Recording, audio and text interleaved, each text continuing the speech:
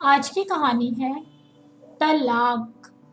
कौन शादी करेगा इससे? एक बार फिर सोच ले तुलसी, वरना बाद में मत कहना कि भाई भाभी ने समझाया नहीं था।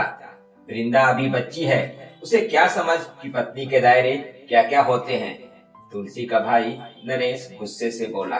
पत्नी के दायरे वो क्या होते हैं मामा जी? आप मुझे भी समझाएंगे? दरवाजे पर वृंदा खड़ी थी, जिसने नरेश की सभी बातें सुन ली थी। वृंदा, तुम जो कर रही हो वो सही नहीं है। ये समाज क्या कहेगा? तुम्हारे ऊपर थू थू करेगा। सब कहेंगे कि बेटी पागल है जिसने अपनी मम्मी का तलाक करवा दिया। कौन तुझसे शादी करेगा? कौन तुम्हारी जिम्मेदारी लेगा? मुझसे ये उम्मीद मत रखना। अगर यह तलाक हुआ तो भूल कर भी किसी को यह मत बताना कि हम तुम्हारे रिश्तेदार हैं। तुम्हारी इन हरकतों की वजह से मैं अपने बच्चों का भविष्य खराब कर नहीं सकती। पता नहीं दीदी ने भी इसे कैसे संस्कार दिए जो अपनी ही माँ के घर और जिंदगी को बर्बाद करने चली है। अपने भाभी की बातें सुनकर निरीह दृष्टि से वृंदा को देखकर बोली। तेरे मामा मामी सही कह रहे हैं। अगर मैंने तेरे पापा से तलाक ले लिया तो तुम्हारी जिंदगी खराब हो जाएगी। वैसे भी अब शादी के 25 साल बाद इस तलाक का क्या औचित्य है? मेरे नसीब में जो लिखा है वो मैं सह लूंगी, लेकिन तेरे भविष्य को गर्त में नहीं धकेल सकती। चल वापस चलते हैं। हाँ मम्मी, सही कह रही हो। चलते हैं यहाँ से, लेकिन वापस जाने के लिए नहीं। मेरी वकील से बात हो गई है और मैंने आपके तलाक के पेपर भी बनवा लिए हैं।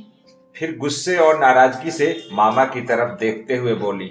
वैसे तो यह तलाक 25 साल पहले ही हो जाना चाहिए था, जब आपके पति ने नशे की हालत में आपको मार मार कर बेहोश कर दिया था। अगर उस दिन ही नाना या मामा ने आपके प्रति कुछ दायित्व निभाया होता तो आपको इस घुटन भरी जिंदगी को ढोना नहीं पड़ता। मैंने देखा है, रात रात भर कमरे में बंद करके पापा आपको मारते थे।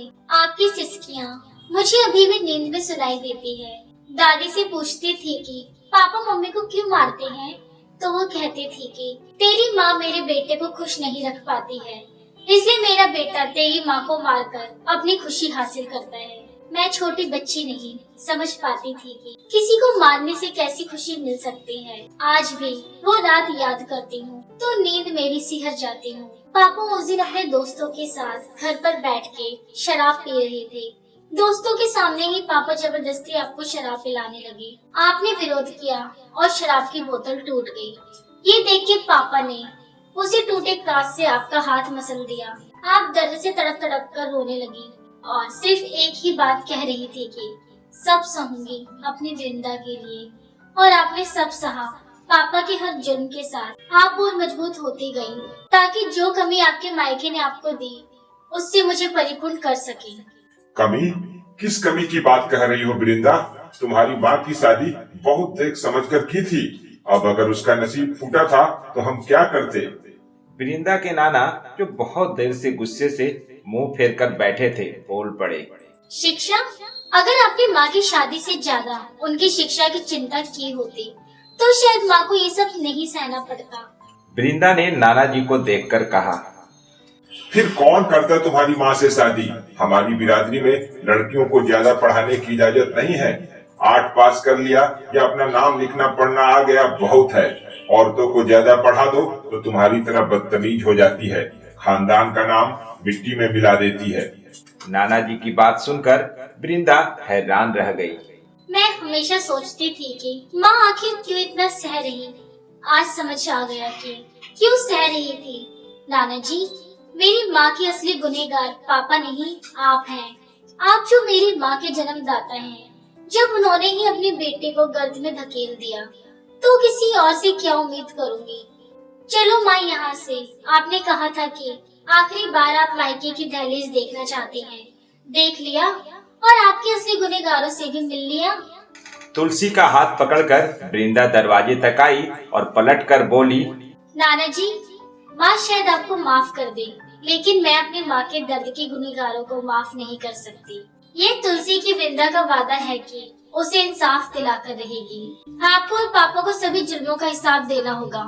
पहली बार कोई बेटी अपनी माँ को इंसाफ दिलाने के लिए अपने पापा और नाना दोनों को कोर्ट में पेश करेगी। तुलसी आश्चर्य से वृंदा को देखती है और फिर अपने पापा को और सोचने लगती है। जिसने जन्म दिया उसने सिर्फ संस्कारों और कर्तव्यों का बोझ लादा और हर जुल्म को सहने को कहा, और जिसे जन्म दिया उसने हर जुल्म के बोझ से उसे आजाद करना ही अपना कर्तव्य बना लिया। पापा ने कहा कि तुमसे शादी करेगा कौन? पति ने कहा कि तुमसे शादी करता कौन? क्या शादी एक लड़की के लिए इतना जरूरी है? दोस्तों, आप क्या कहते हैं? क्या वृंदा जो कह रही या कर रही वो आपकी नजर में ठीक है? क्या शादी ही लड़की की जिंदगी की नियति है?